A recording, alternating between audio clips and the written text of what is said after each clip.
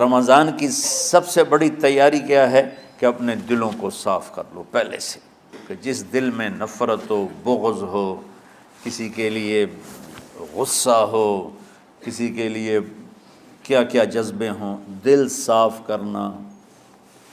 ہمارے گھروں میں روزانہ جھاڑو ہوتا ہے، یہاں مدرسے میں روزانہ صفائی ہوتی کہ نہیں ہوتی؟ چونکہ دنیا کی اصل گندگی ہے تو جھاڑو ہاتھ سے نہیں چھوٹ سکتا۔ حرم شریف میں دیکھا کیسے چاروں طرف خدام پھر رہے ہوتے ہیں برش لے کر، تو دل پہ غبار ایسے آتا ہے جیسے صحن میں غبار آتا ہے، دل پہ گندگی ایسے آتی ہے جیسے صحن میں آتی ہے۔ تو ہم نے نظام بنایا ہوا ہے، لوگ مقرر ہیں وہ روزانہ جھاڑو دیتے ہیں۔ تمہارا دل ایک آنگن ہے، ایک صحن ہے، اس میں بغض، نفرت، حسد، پتہ نہیں کیا کیا گندگیاں آئیں گی اور آتی رہیں گی۔ بچوں ایک کام کرو، جھاڑو پکڑ لو، صاف کرو۔ یا اللہ معاملہ تجھ سے کرنا ہے، لوگوں سے نہیں۔ کسی نے برا کہا، کسی نے غیبت کی، کسی نے گالی دی، کسی نے دھکا دیا، کسی نے حق مارا، کسی نے کچھ کیا، یا اللہ تیرے سپرد میں نے اپنے دل کو سب سے صاف کیا، میں نے اپنے دل کو سب سے صاف کیا۔ یہ اتنی بڑی عبادت ہے کہ بڑے بڑے نفلوں والے، تہجد والے، حج عمرے روزے والے تمہیں نہیں پکڑ سکیں گے، کیونکہ اس کا کرنے والا دنیا میں کوئی نہیں ہے۔ نفل پڑھنے والے تو بے شمار ہیں، عمرے کرنے والے بے شمار ہیں، علماء بے شمار ہیں، حاجی بے شمار ہیں، سخاوت کرنے والے بے شمار ہیں، لیکن اس ٹکڑے کو صاف کرنے والا لاکھوں میں ایک بھی نہیں ہے۔ مشکل کام ہے، آپ یہ سیکھ لیں، صاف کرو، صاف کرو، صاف کرو۔ یہ رمضان کی سب سے بڑی تیاری اور علم کو حاصل کرنے کی سب سے بڑی چابی ہے کہ اپنے دل کو کھلا کر لو۔ کوئی چیز خالی ہوگی تو کچھ آئے گا۔ جس دل میں بغض بھرا ہو، نفرت بھری ہو، حسد بھرا ہو، کینہ بھرا ہو، اس میں خاک آئے، اس میں تو علم کی ایک کرن بھی نہیں آئے گی۔ اس زبان سے چاہے جتنے مرضی موتی بکھیرے، دل اس کا اندھا ہوگا۔ لا تعمى الابصار ولكن تعمى القلوب التي في الصدور۔ یہ آنکھوں سے اندھے نہیں، دل سے اندھے ہیں۔ تو بچوں اپنے دل کو صاف کرنا سیکھو۔ وہ کتنی مشہور حدیث ہے، آپ نے کہا اس دروازے سے ایک جنتی آ رہا ہے، تو ایک انصاری صحابی داخل ہوئے، جوتا ہاتھ میں، داڑھی میں وضو کا پانی۔ اگلے دن اس دروازے سے ایک جنتی آ رہا ہے، تو ایک صحابی آئے، ہاتھ میں جوتا، داڑھی میں وضو کا پانی۔ وہی صحابی اگلے دن اس دروازے سے ایک جنتی آ رہا ہے، تو وہی صحابی 3 دن جنت کی بشارت لی انہوں نے۔ اس صحابہ کی جماعت میں ایک شخص ہیں جن کا نام ہے عبداللہ بن عمرو بن عاص۔ ان سے بڑا عبادت گزار صحابہ میں کوئی نہیں تھا، نہ سابقین میں نہ متاخرین میں، نہ پہلوں میں نہ بعد والوں میں۔ ان کی عبادت کیا تھی؟ ساری رات جاگنا، سارے دن کا روزہ، اور ایک ختم قرآن صبح سے شام تک۔ اتنی اللہ نے طاقت دی تھی۔ پھر وہ غلو والی بات آ گئی، ایکسٹریم ہونے والی بات آ گئی۔ ان کی شادی والی رات حجلہ عروسی میں داخل ہو رہے ہیں، دلہن کے کمرے میں داخل ہو رہے ہیں، اور مصلی بچھا کے اللہ اکبر، اور دیر نفل تے نفل، دیر نفل تے نفل۔ تو ان کی بیگم نے دیکھا تو وہ بھی خیر کا زمانہ تھا، انہوں نے بھی وضو کیا اور پیچھے مصلی بچھا کے وہ بھی فجر تک نفل پڑھتے رہے۔ صبح ہوئی تو حضرت عمرو بن عاص رضی اللہ عنہ نے پوچھا، بیٹی رات کیسی گزری؟ کہا جی ماشاءاللہ آپ کے بیٹے تو بڑے عبادت گزار ہیں، ساری رات نفلوں میں ہی گزری۔ تو وہ ان کو شکایت کر دی۔ حضرت عمرو بن عاص کو اتنا غصہ چڑھا، بیٹے کو تو کچھ نہیں کہا، کتنی حکمت کی بات ہے، سیدھے گئے اللہ کے نبی کے پاس، یا رسول اللہ یہ عبداللہ دیکھیں کیسا نادان ہے، اس کی شادی کی ساری رات نفل پڑھتا رہا۔ تو آپ کہتے ہیں ماشاءاللہ ماشاءاللہ کتنی بڑی بات ہے۔ نفلوں میں گزر گئی، رات بھی نفلوں میں گزر گئی۔ تو آپ نے حضرت عبداللہ بن عمر کو بلا کے ڈانٹا کہ تو نے مہینے میں 3 دن روزے رکھنے ہیں، بس اس سے زیادہ نہیں رکھنے، اور ہفتے میں 1 قرآن ختم کرنا ہے۔ کہا یا رسول اللہ میرے اندر طاقت زیادہ ہے۔ پھر اچھا 15 دن روزے رکھنے، کہ نہیں میرے اندر طاقت زیادہ ہے۔ آپ اس کو تھوڑا تھوڑا کر کے گھٹاتے رہے، اور وہ ہر دفعہ نہیں یا رسول اللہ میرے اندر طاقت زیادہ ہے۔ تو آخر میں آپ نے کہا اچھا چلو صوم داؤدی پہ آ جاؤ، 1 دن روزہ رکھو، 1 دن افطار کرو، اور 3 دن سے پہلے قرآن ختم نہیں کرنا۔ تو آپ نے اس کو پیچھے کیا۔ یہ بیٹھے تھے اس محفل میں، ان کے دل میں آیا کیا یہ بزرگ مجھ سے زیادہ عبادت کرتے؟ رات میں ساری جاگتا ہوں، دن روزہ رکھتا ہوں، 1 ختم کرتا ہوں، تو جنت کی بشارت تو مجھے ملنی چاہیے تھی، ان کو کیسے مل رہی؟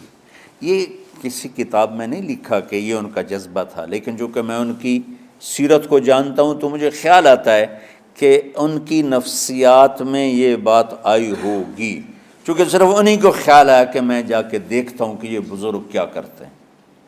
تو ان کے پاس پہنچ گئے، چاچا ذرا، وہ ادھیڑ عمر تھے، چاچا وہ میرے ابا تھوڑے ناراض ہیں، تو کچھ دن آپ کے پاس گزارنا کا، بیٹا بسم اللہ آ جاؤ۔ اب رات ہوتے ہی عشاء کی نماز پڑھ کے انہوں نے جلدی سے چادر اوپر لی اور یوں سراغ کر کے ان چاچے کو دیکھنے لگے ایسے کر کہ اب یہ کیا ساری رات سجدہ کرے گا، اور ساری رات روتے روتے روتے روتے مصلی گیلا ہو جائے گا، یا ساری رات رکوع کرے گا، ساری رات قیام کرے گا، ساری رات قرآن پڑھے گا، اس تصور سے یوں دیکھ رہے۔ اور وہ بزرگ صحابی تشریف لائے، سرانے پہ سر رکھا، اللہم بسمک اموت و احیا، ہو گئے۔ اب یہ دیکھ رہے ہیں ابھی اٹھیں گے، ابھی اٹھیں گے، ابھی اٹھیں گے، اٹھے نا، فجر کی اذان پہ اٹھے۔ اب یہ تو حیران پریشان ہو گئے کہ یہ کیا ہو؟ اس زمانے میں تو منافق تہجد نہیں چھوڑتے تھے ڈر کے مارے کہ پتہ نہ چل جائے ہمارے کفر کا، تو یہ چاچا جنت بھی لے گیا تو ستا بھی پیا کہ چلو کل دیکھوں گا۔ اگلی رات پھر چادر سر پہ کر کے اور یوں سوراخ کر کے لیٹے ہوئے اور دیکھ رہے۔ چاچا پھر تشریف لائے اور سرانے پہ سر رکھا، اللہم بسمک اموت و احیا، ہو گئے۔ فجر کی اذان پہ اٹھے، یہ اور پریشان ہو گئے کہ میرا نبی کا فرمان تو سچا ہے، اس میں تو شک بھی کفر ہے، لیکن عمل کیا ہے جس پر اس کو جنت کی بشارت ملی؟ 2 رکعت نفل بھی نہیں۔ اور آج کے دور میں تم میں سے ماشاءاللہ اکثر بچے تہجد پڑھتے ہیں کہ 1 رات اور دیکھوں گا، تیسری رات اللہم بسمک اموت و احیا، ہو گئی ساری رات۔ تو تیسری رات پھٹ پڑے عبداللہ بن عمر، کہنے لگے چاچا میری ابا سے کوئی لڑائی نہیں تھی، 3 دن میں تیرے بارے میں سنتا رہا، جنتی جنتی جنتی۔ میں دیکھنے آیا تھا کہ آپ کیا کرتے ہیں، آپ تو کچھ بھی نہیں کرتے ہو، ساری رات سوتے رہتے ہو، اب کیا کرتے ہو؟ انہوں نے کہا بیٹا یہی ہے جو تم نے دیکھا ہے۔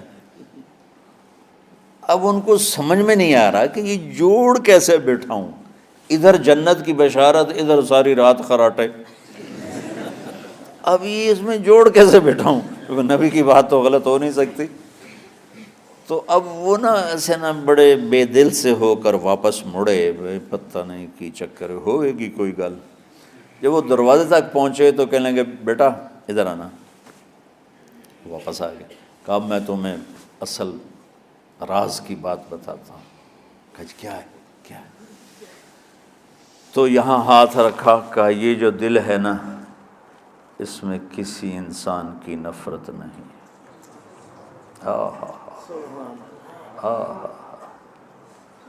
اور جب اللہ کسی کو رزق دیتا ہے، عزت دیتا ہے، مجھے کبھی حسد نہیں ہوا، مجھے خوشی ہوتی۔ تو عبداللہ بن عمر نے کہنا تھا ہاں یہ بات ہے، نہیں، انہوں نے کہا ہاذا ہوا، اچھل کے کہنے لگے ہاذا ہوا، ہاں ہاں ہاں ہاں یہی ہے یہی ہے یہی ہے۔ پھر کہنے کہ چاچا پر یہ میرے بس کا نہیں ہے، کون کرے گا یہ؟ اتنے بڑے آدمی ہو کر کہہ رہے ہیں کہ یہ میرے بس کا نہیں۔ تو بچوں، دنیا میں جنتی بننا ہے اور علم اللہ سے لینا ہے تو اسے صاف کر دو، سب کی نفرت سے۔ اس نے مجھے یہ کیوں کہا، اس نے مجھے یوں کیوں دیکھا، اس نے میرے بارے میں یوں کیوں کہا، اس نے میرے بارے میں یہ کیوں لکھا۔ جس کی تعریف ہوتی میری کتنی برائی ہوتی، صرف تعریف تو نہیں ہوتی، بھرا پڑا سوشل میڈیا مجھے گالیاں دیں۔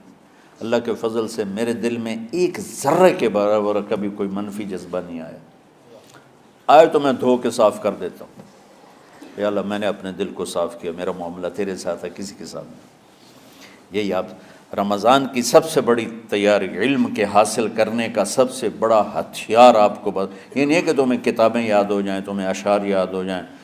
تو ساری امت سے کہتا ہوں رمضان کا استقبال کرو، دلوں کو صاف کر کے، نفرتوں کو مٹا کے، مذہبی نفرت، دنیاوی نفرت، رشتوں کی نفرت، بول چال کی نفرت، سیاست کی نفرت، لین دین کی نفرت، ان سب سے اپنے دل کو صاف کرو تاکہ رمضان میں اللہ نے علم اتارا، اللہ تعالیٰ آپ کو علم عطا فرمائے، اور باقی لوگ جو عام دنیا میں زندگی گزار رہے ہیں ان کے دلوں میں اللہ رمضان کا نور اتارے اور ہدایت کا نور اتارے۔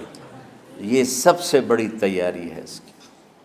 اور کسی سے گلہ ہے، غصہ ہے، ناراضگی ہے، کسی سے بولتے نہیں ہو، ابھی سے شعبان آ چکا ہے، آپ شعبان سے رمضان کی تیاری شروع فرما دیتے تھے، تو اس کی تیاری کیا ہے؟ وہ دلوں کو صاف کرو، معاف کرو، معافی مانگو، تمہارا قصور نہیں پھر بھی معافی مانگ لو، دلوں کو صاف کرو، اور اللہ سے سخاوت مانگو کہ اللہ کو سخی بھی پسند ہے اور صاف دل والا بھی پسند ہے۔